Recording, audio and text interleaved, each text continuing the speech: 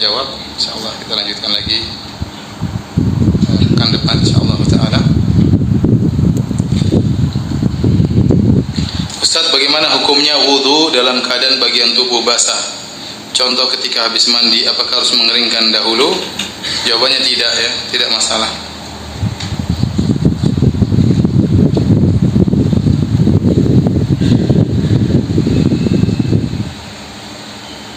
Ustaz, kalau tumit saja celaka, bagaimana dengan yang enggak pernah wudu? Lebih celaka.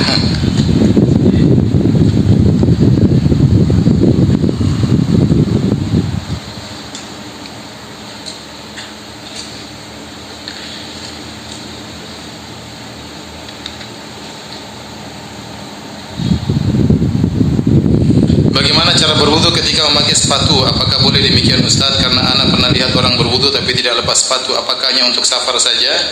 Tadi sudah kita singgung, insyaallah akan datang menjelaskan lebih detail. Tapi intinya berwudu memakai khuf, sepatu atau kaos kaki itu dilakukan boleh jika kaos kaki tersebut dipakai dalam berwudu. Tatkala kita sudah dalam kondisi berwudu, baru kita pakai kaos kaki atau pakai khuf tersebut.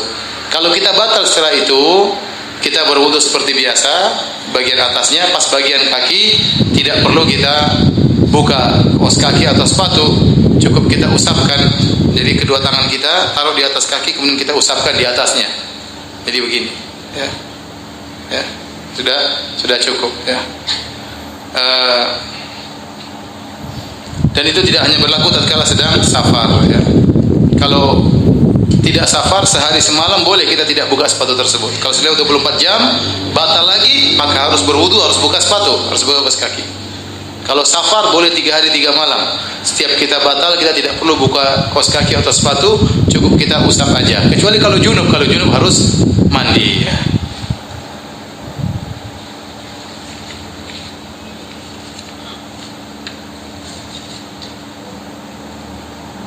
Mau bertanya, untuk sholat pada saat rakaat pertama dan kedua imam baca surat Al-Fatihah dan surat pendek, apakah mau mengikuti atau hanya mendengarkan? Tidak, makmum hanya mendengarkan. Pendapat yang rajih, makmum hanya mendengarkan. Imam dijadikan imam membaca Al-Quran untuk kita dengarkan. Kalau kita masing-masing baca sendiri, buat apa dia jadi imam, ya? Jadi kita dengarkan qiraatul imam. Dia baca Al-Fatihah, dia baca surat pendek, kita dengarkan. Dan pendapat yang lebih rajih, kalau imam sudah baca surat Al-Fatihah, tidak wajib bagi kita untuk membaca lagi.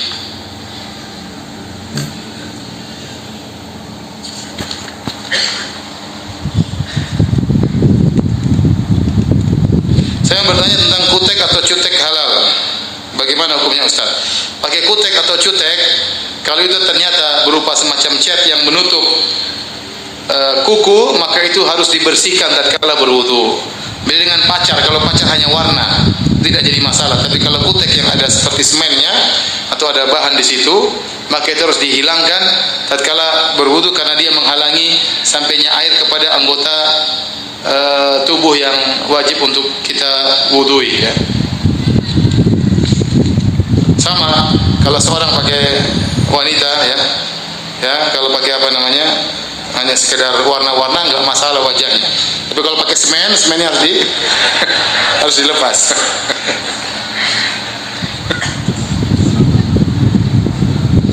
Anak ada masalah, tiap habis wudu pasti kentut. Wudu lagi, kentut lagi, berulang-ulang lebih dari 5 kali, sehingga sering tertinggal jamaah. Bagaimana solusinya Ustaz? Ya udah, kentut dulu 5 kali baru berwudu. Kentut 5 kali baru berwudu. Kalau kita tahu memang setiap wudu 5 kali kentut, sudah tunggu kentut 5 kali baru apa? Berwudu. Meskipun terlambat sholat, tidak jadi masalah. Allah sudah tahu niat kita ingin sholat berjamaah. Kecuali kalau kentut tersebut tidak berhenti-berhenti, itu ada istilah dalam istilah ahli fikih namanya salasilu ar-rih, yaitu angin yang keluar tiada henti-hentinya. Ini sama dengan dalam istilah salasilul baul. Jadi kencing menetes terus tidak berhenti. Ya, maka hukumnya dia berwudu tatkala masuk waktu, kemudian dia masuk ke masjid meskipun dia kentut anginnya keluar terus enggak ada masalah, karena dia sedang problem dalam hal tersebut. Tetapi kalau hanya 5 kali, maka tunggu 5 kali selesai baru apa? Berwudu.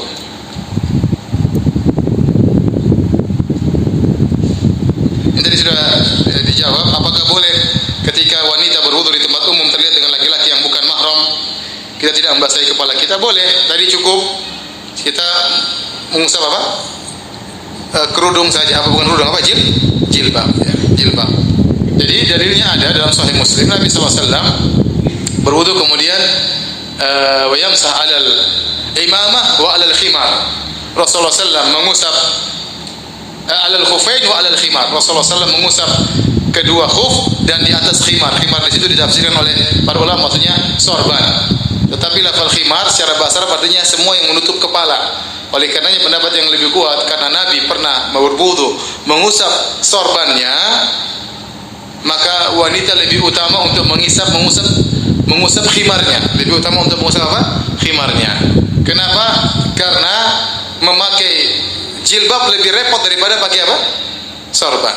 Dan sorban bisa lebih mudah dilepaskan. Lepas ini bisa, ya. Ataupun dibongkar. Tapi kalau jilbab terkadang susah diputar, kemudian penitinya apa segala, ya, lebih sulit. Oleh karenanya dikiaskan atas bolehnya laki mengusap sorban, maka perempuan lebih utama untuk boleh mengusap jilbabnya kalau ternyata jilbabnya itu sulit untuk dilepas, dan biasanya memang sulit untuk apa?